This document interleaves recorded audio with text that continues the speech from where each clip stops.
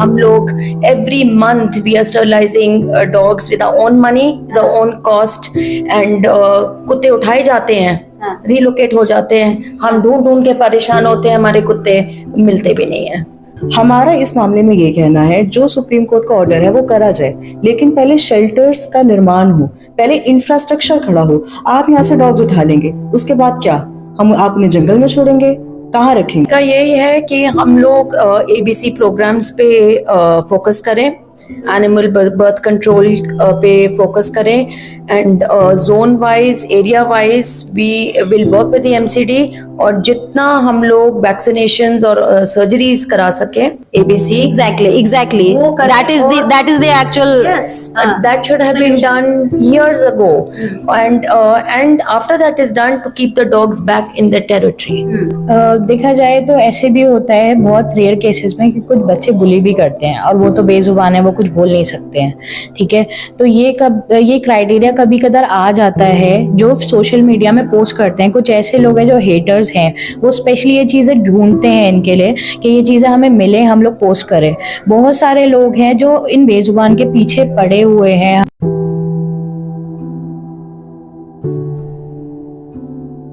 नमस्कार, स्वागत है आप सभी का बजाते रहो भारत न्यूज में। मैं आपको बता दूं कि जिस तरीके से दिल्ली में सुप्रीम कोर्ट का जो फैसला आया कि दिल्ली और दिल्ली NCR में जितने भी स्ट्रे डॉग्स हैं उनको उठाया जाए, शेल्टर होम में डाला जाए। ऐसे में आपने देखा होगा कि सड़कों पर जो डॉग लवर्स हैं वो उतरे, उन्होंने अपना विरोध दर्ज कराया और धीरे धीरे ये विरोध जो है दिल्ली नगर निगम तक पहुंच गया है। अभी मैं दिल्ली नगर निगम में हूँ और मेयर साहब से मिलने, दिल्ली नगर निगम के जो मेयर हैं राजा इकबाल सिंह, उनसे कुछ डॉग लवर्स मिलने आए हैं। तो आइए इनसे बात करते हैं और पूछते हैं कि क्या कुछ बातचीत हुई। एक तो मैं पहले जानना चाहूंगी कि सुप्रीम कोर्ट का जो फैसला आया उसको लेकर आपका क्या कहना है। पहले आप अपना नाम बताएंगे। मेरा नाम सखी है और मैं ये कहना चाहूँगी, सुप्रीम कोर्ट का जो ऑर्डर आया है उसकी वजह से काफ़ी पैनिक क्रिएट हुआ था हम एनिमल लवर्स की कम्युनिटी में। तो हम इसी विषय में बात करने के लिए आज मेयर साहब से मिलने के लिए आए थे, जिसमें उन्होंने हमें काफ़ी एक अच्छा सोल्यूशन बताया है। उनका ये कहना है कि हम पहला फेज को ऐसा चलाएंगे जिसमें सिर्फ उन डॉग्स को पिक करा जाएगा जो कि फ्यूरियस हैं, जो कि काटते हैं, जिनसे लोगों को एक्चुअल में तकलीफ है, उनको पिक करके करेक्शन होम्स में भेजा जाएगा। ये हमारा फर्स्ट फेज रहेगा और जिसके लिए हम पूरी एनिमल लवर्स की कम्युनिटी उनके साथ में है। प्लस इसके साथ हमने मेयर साहब को एक और सजेशन दिया है कि हम कम से कम 500 वॉलंटियर्स उनके साथ MCD के साथ जुड़ के इस पूरे अभियान को आगे बढ़ाएंगे। वॉलंटियर साथ में रहेंगे, MCD साथ में रहेगी, उन डॉग्स को पिक कराया जाएगा जो कि फ्यूरियस हैं, काटते हैं, उनको भेजने के बाद फिर आगे डॉग्स को कैसे हैंडल करना है, सुप्रीम कोर्ट के जो आदेश है उनके अनुसार फिर हम आगे बढ़ेंगे। लेकिन सखी ये बताइए कि जिस तरीके से कोर्ट ने ऑर्डर किया और आपने भी देखा होगा कि बिना मतलब उसके पीछे जो रीजन बताया था वो ये था कि कई वीडियोस को आधार बनाया गया, बच्ची मरी, किसी बच्चे को कुत्ता लेकर भाग रहा है, इस तरह की चीजें बहुत सारी दिखाई गई। तो ये जो ऑर्डर पास हुआ, ये सभी जो कुत्ते हैं, जो स्ट्रीट डॉग्स हैं, उनके ऊपर ये आवारा कुत्ते जो हैं उनको कहा गया कि इनको पकड़ा जाए, शेल्टर होम में डाला जाए। तो अब जिस तरीके से मेरे साहब से आपकी बात हुई, तो ये जो फ्यूरियस डॉग हैं, क्योंकि जब कुत्ता अटैक करता है तो उसमें जो इलाके के जितने कुत्ते होते हैं वो सब साथ में रहते हैं। आपने ध्यान दिया होगा, आपने भी वीडियो देखी होगी। तो आप लोग कैसे इसको आप चिन्हित कर पाएंगी कि भाई ये फ्यूरियस है, ये नहीं है? क्योंकि जब कुत्ते अटैक करते हैं तो सारे एक साथ झुंड में होते हैं और सब अटैक करते हैं। मैं इस पे एक फैक्ट के आधार पे आपसे बात करना चाहूंगी। जैसे हम सब जानते हैं, नीदरलैंड्स आप सबको पता होगा जो जगह है, वहाँ पे स्ट्रीट डॉग्स की प्रॉब्लम दुनिया में सबसे नंबर 1 थी। वहाँ की पॉपुलेशन स्ट्रीट डॉग्स की बहुत ज्यादा थी, वहाँ पे डॉग बाइट्स के केसेस बहुत ज्यादा थे।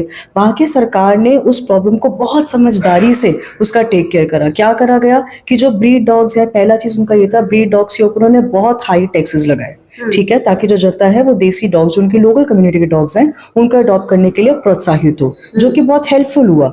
जो दूसरे उनके जो नॉर्मल डॉग्स थे, स्ट्रीट डॉग्स थे, उनको उठा के शेल्टर में डाला गया, लेकिन वो तब हुआ जब शेल्टर बन चुके थे।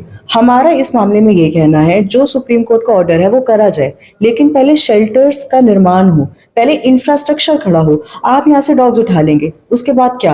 आप उन्हें जंगल में छोड़ेंगे? कहाँ रखेंगे, जगह नहीं है, लैंड डिसाइड नहीं हुआ। आपको क्या लगता है 2 महीने का वक्त जो दिया है कि 2 महीने के अंदर आपको सारे सड़कों से कुत्तों को हटाना है, तो आपको क्या लगता है कि अगर एमसीडी कह रही है, और आज खुद मेरे साहब ने बयान दिया कि 150 के लगभग कुत्ते वो पकड़ भी चुके हैं, तो आपको फिर क्या लगता है ये कहाँ रख रहे हैं?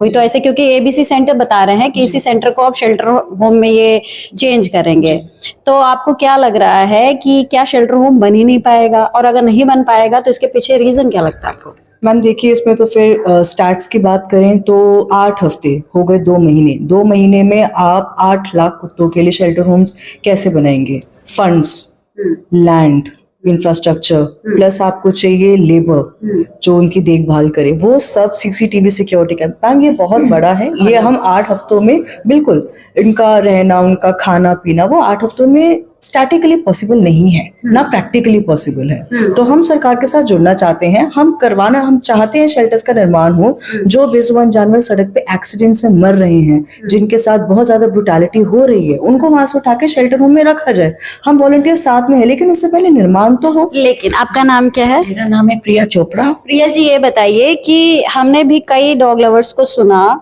उनका कहना था कि जो डॉग सड़क पे ही पैदा होता है उसके लिए वो इनहैबिटेट उसका वही होता है, ठीक है?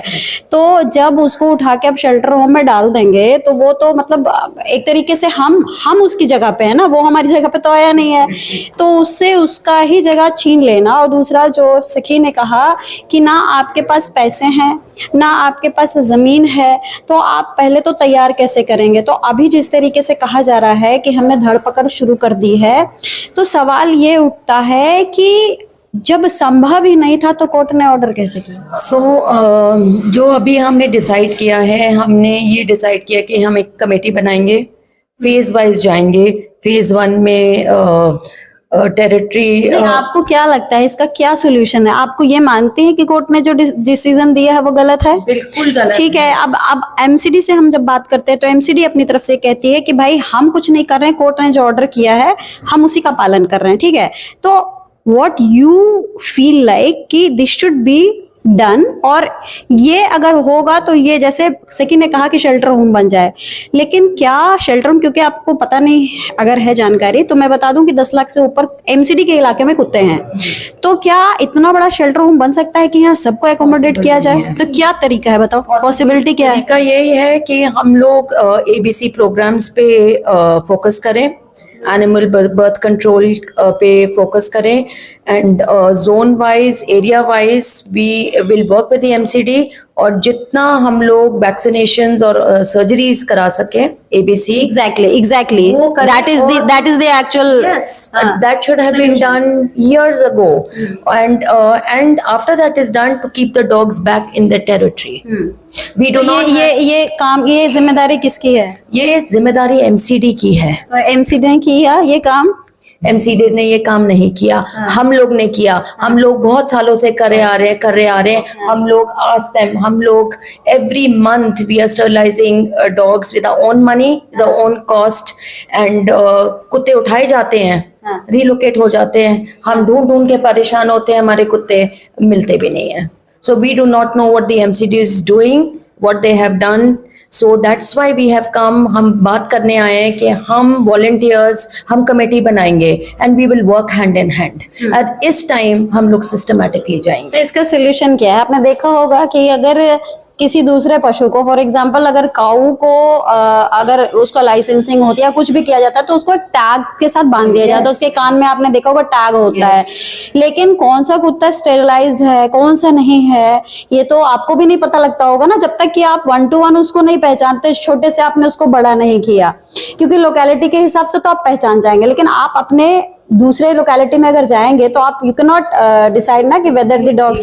जैसे जो स्टेरिलाइज्ड डॉग्स होते हैं, जैसे हम सबको पता है इस चीज का कि उनका पहली बात तो ईयर का टिप काटा जाता है, तो वो पहचान होती है। रिगार्डलेस वो मेरी सोसाइटी का बच्चा है या फिर किसी और सोसाइटी का, या वो कहीं का भी वो बच्चा है, तो हम देखकर बता सकते हैं। फीमेल हो। हाँ, and that is visible. Yes yes, उनका जो कान का टिप होता है वो कट करा जाता है आफ्टर द सर्जरी।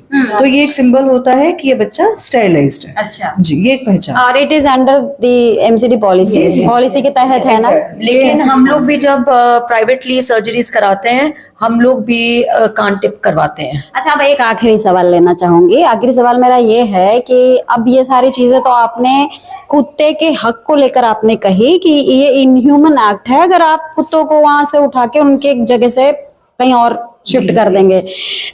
सवाल ये है कि ये तो एक तस्वीर आपको दिखी, दूसरी तस्वीर भी आपने देखी होगी कि बहुत सारे आपने वीडियोस देखे होंगे, छोटा सा बच्चा को लेके भाग रहा है कुत्ता, फिर एक 14 साल के बच्चे को तड़पते मरते हुए देखा कि रेबीज से वो मर रहा है।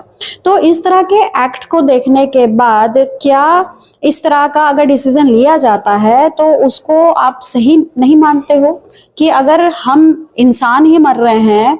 एक लड़की को मैंने देखा कि उसको एक कुत्ता अटैक करता है, फिर चार कुत्ते और आ जाते हैं, फिर वो अपनी टांगों से उसको भगाती है, फिर जब तक कोई आता है, मतलब इस तरह के लगातार वीडियोस हम देख रहे हैं जो कि बिफोर हम नहीं देखते थे इस तरह की स्टोरीज। तो ये बताइए कि इस तरह के वीडियोस देखकर फिर आपके मन में क्या जहन, मतलब हम अगर अपनी तरफ से सोचे तो हम तो एक बार ये भी मन में आता कि अच्छा है यार, हटाए रह रहे हैं, हम अपने घर के बगल से स्कूटर नहीं ले जा सकते क्योंकि कुत्ते पीछे दौड़ाते हैं। तो आप लोगों के मन में क्या सोच आई, आप बताइए, आपसे बात नहीं हुई। देखा जाए तो ऐसे भी होता है बहुत रेयर केसेस में कि कुछ बच्चे बुली भी करते हैं और वो तो बेजुबान है, वो कुछ बोल नहीं सकते हैं, ठीक है। तो ये क्राइटेरिया कभी कदार आ जाता है जो सोशल मीडिया में पोस्ट करते हैं। कुछ ऐसे लोग हैं जो हेटर्स हैं, वो स्पेशली ये चीज़ें ढूंढते हैं इनके लिए कि ये चीज़ें हमें मिले, हम लोग पोस्ट करें। बहुत सारे लोग हैं जो इन बेजुबान के पीछे पड़े हुए हैं, हमारे साथ हो चुका है बहुत बार ये। एक जरा सा छोटा सा बच्चा वो कैसे बुली करेगा? 3 साल 2 साल का बच्चा जिसको चलना भी नहीं आ रहा प्रॉपरली। अभी मैंने जस्ट एक वीडियो देखी है, मैंने भी देखी थी वो वीडियो, जो बच्चा जा रहा था, 4-5 डॉग्स आ गए थे। फर्स्ट ऑफ ऑल हमें थोड़ा अपने बच्चों के लिए, मेरे भी बच्चे हैं, मैं भी अपने बच्चों के लिए अराउंड रहती हूँ कि मैं बच्चों के साथ रहूँ।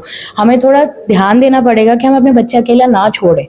जैसे हम लोग डॉग्स को अलग रखते हैं, और ये भी कह सकते हैं कि कई बार कुछ डॉग्स ऐसे भी होते हैं जिनका पुराना जो रिकॉर्ड होता है, हो सकता है कि उसका साथी जो कुत्ता है उसके साथ कुछ गलत हुआ हो, तो उसके मन में एक फीलिंग डेवलप हो जाती है, ये भी एक वजह हो सकती है।